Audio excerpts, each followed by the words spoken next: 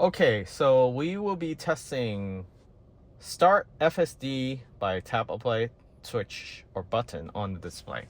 So let's go ahead and put on your seatbelt. Once you're putting your seatbelt, you can just tap on the display here with that icon, and that is it.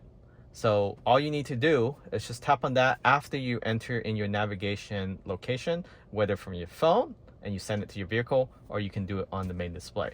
So my foot is off the brake and accelerator pedal. My hands will be off the steering wheel. We're going to a post office, and let's see, can it leave this Tesla supercharger and go to the postal service? So let me show you the camera. So we're at the supercharger. The Model Y Juniper has a front camera now. And I'm closing this down. Hit start. Let's see how it does. So you do have to hold it for a second. And it will start going. So it's turning right here. Usually I turn left because the exit is that way. And it sees vehicles from both sides using A pillar or B pillar camera. Does slow down for that cart thing, but then it's blocking the way for oncoming vehicle. Safety first. I'm on standard mode. So this new AI 4.0 hardware does adjust itself as it goes, and it does slow down for speed bump.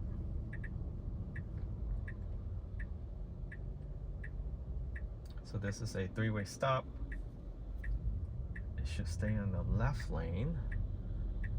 This is probably the hardest exit to get out of because it's a stop sign and there's a bunch of vehicles coming in at high speed on the right and left side here. So let's see how it does.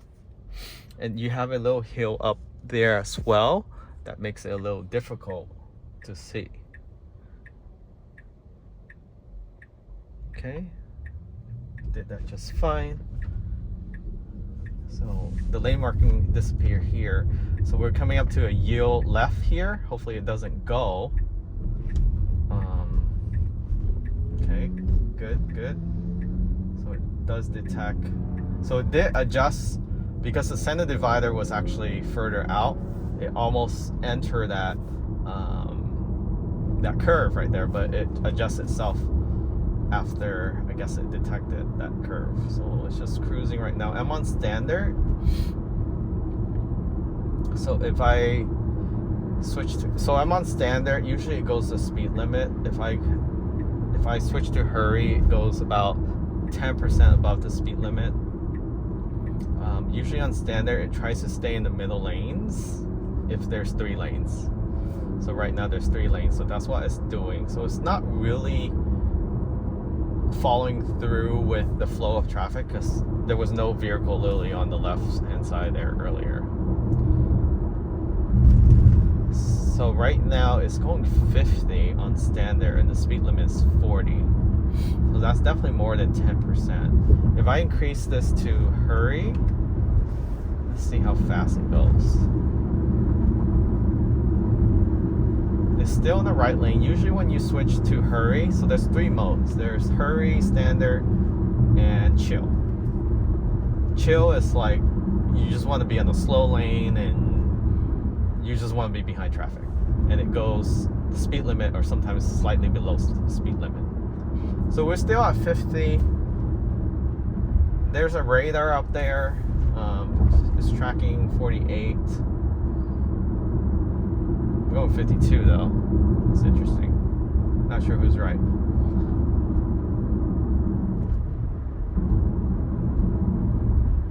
So far, very smooth.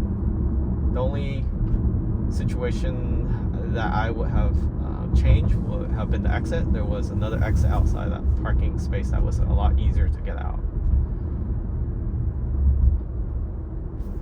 There's a broken down van right there. Looks like an Amazon van. Nope. Just like, it looks like an Amazon van.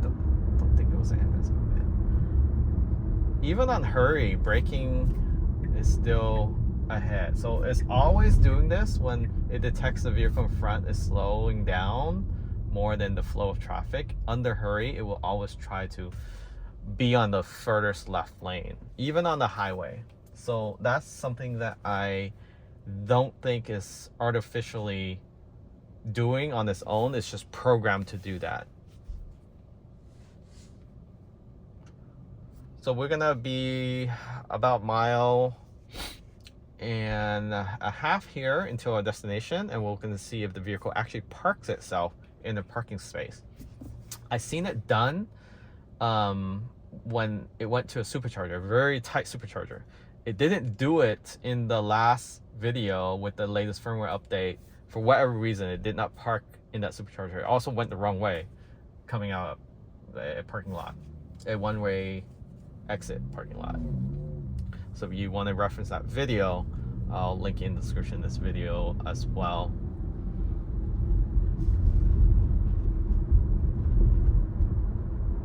Overall, the acceleration, even with hurry, is very smooth. And to control the aggressiveness of the full self-driving is basically just this one scroll wheel.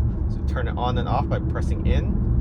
Whether you program it for pressing it in twice or once, that's up to you. And then disengage is just once. And then to move it between the modes, so chill is all the way to the left, and it always will try to stay on the right lane, which it, after I change it to chill, it just moved to the right. And then toggle to the right, you go to standard, and then another one, it becomes hurry. If I do hurry, it's gonna move back to the left lane. So I'm gonna leave it on standard. You can also manually change lane by holding down on the stock column by just turning on your signal, basically. So whether that's the left side, the right side, you just turn it on, and it automatically turn off the turn signal once you enter in the lane, which I think is so nice. It's one of the features that many manufacturers don't have. Usually it's just 3 signal, and then it turns off when you do the light tap versus the full depress. So this is just 1 depress, and on the Y Juniper you have that stock back. Well, I wouldn't say back, because the original Y had it, but the 3 didn't. So it's back from the 3 not having it, and I guess a lot of people who are consumer of the 3 complain about it. People who purchased the S and X did complain, but they didn't bring it back. It's still on the steering wheel. I prefer the steering wheel because I got used to it. Driving the Highland and the Cybertruck, you just get used to it. It's a lot easier for me. And now when I try to do that, I turn on the windshield wiper and risk scratching the whole windshield. So I'm going to move to the left lane because this lane, a lot of people line up to turn right. So that's how I manually force it to change lane, by just tapping on the signal.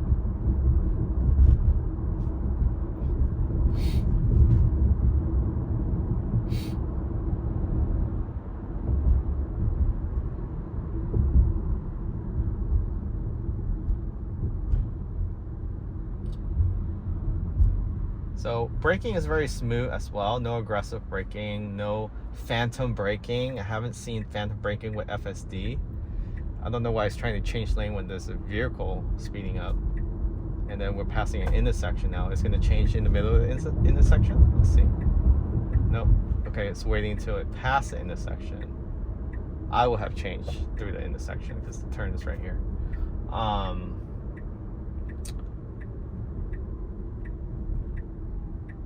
So turning is really good.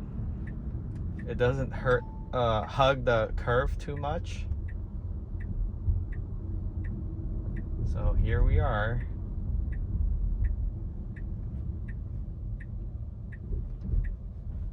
Nice, smooth entrance to the parking space. And let's see, will it park itself? Next one, park here, park right here. Or is it just gonna stop in the middle? What the? Okay, it didn't park itself again. Literally just park in the middle. Okay, I'm I'm just gonna park myself.